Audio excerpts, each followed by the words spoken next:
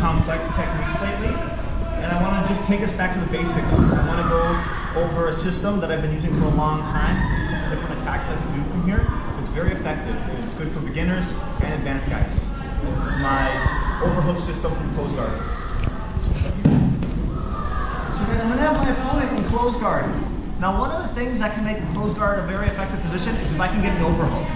In order to get an overhook, I need to have his hands on the mat. At any point, guys, if you're in close guard and the guy just has his hands on the mat, you have to make him pay for it. He's giving you a gift, so accept the gift. The second it's on the ground, I grab. Now, this works against lower level guys, but guys that are good and experienced, they're not going to just put their hands on the ground. So a good, easy setup for beginners. I'm going to bring my hands inside and do a prayer motion. Okay, guys? So from here, I'm going to open up my praying hands, and as I do that, I bring my knees to my chest. I'm not just going to open up, and I'm not going to just bring my knees to my chest. I have to do both motions in unison. Once his hands are on the mat, I grab a nice overhook. Now, that's the beginner way. If you're a white belt, do it that way. I don't want to see you guys doing it any other way if you're not a white belt. But if you're a blue belt and up, another way that works really well, and it's going to work effectively if he grabs the lapels. Because if I try to do it and he's grabbing the lapels, it won't work. And even if he's not grabbing the lapels, let's see, he's here, I circle in, he'll put his hands back on the body if he's good. So it can work, but it can be difficult, especially in the gi. So in a scenario in which he's grabbing the lapel, I grab his sleeve with a cross-side hand, my free hand comes underneath, grabbing my wrist.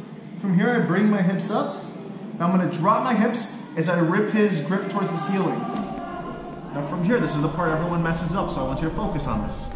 This hand that's grabbing my own wrist, it circles inside. So I go from here to here. Now that I'm here, I bring my knees to my chest and reach inside and grab my overhook.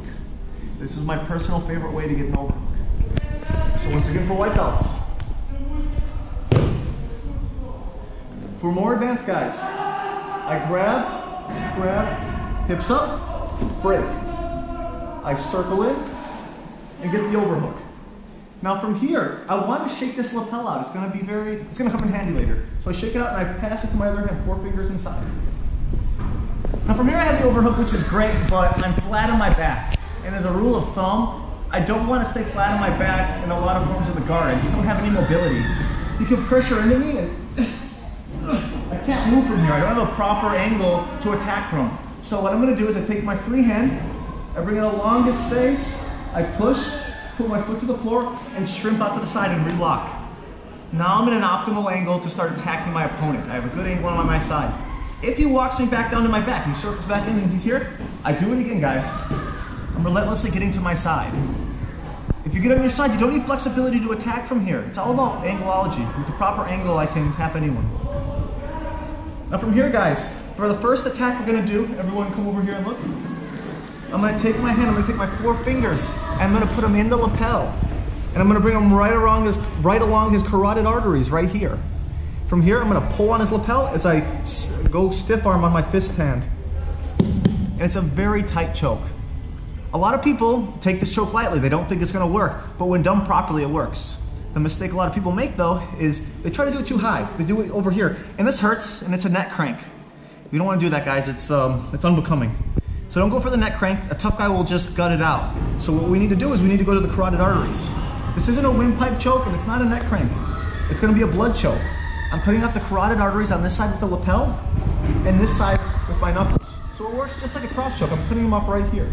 So from here, I pull and extend. It's a super tight choke, guys. So once again, we're here. I create my frame, I get to my side, 4 fingers inside. Now from here, I pull on my hand that's overhooking, and I extend my other hand.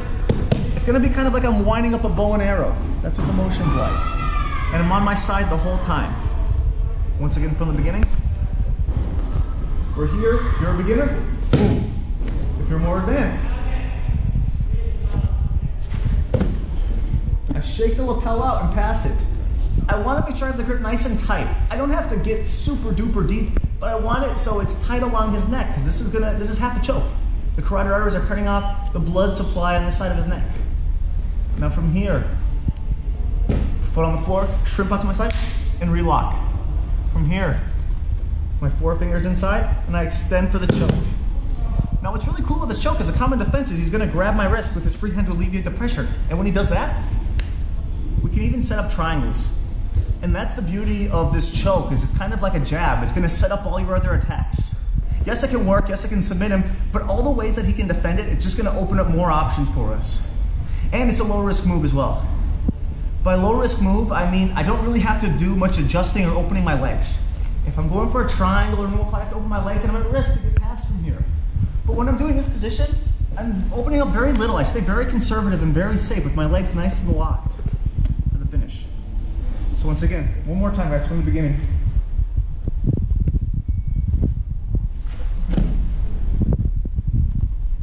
If I have to shake 1,000 times to get it loose, I shake it 1,000 times. But I want it tight across the neck. I don't want this little thumb grip right here like this. This isn't gonna cut it. We're here, make my frame, lock up. From here, 4 fingers inside. I can start high and work my way low, guys. I don't want to see you guys choking him on the side of the neck. Right in the carotid arteries. And I extend, choke.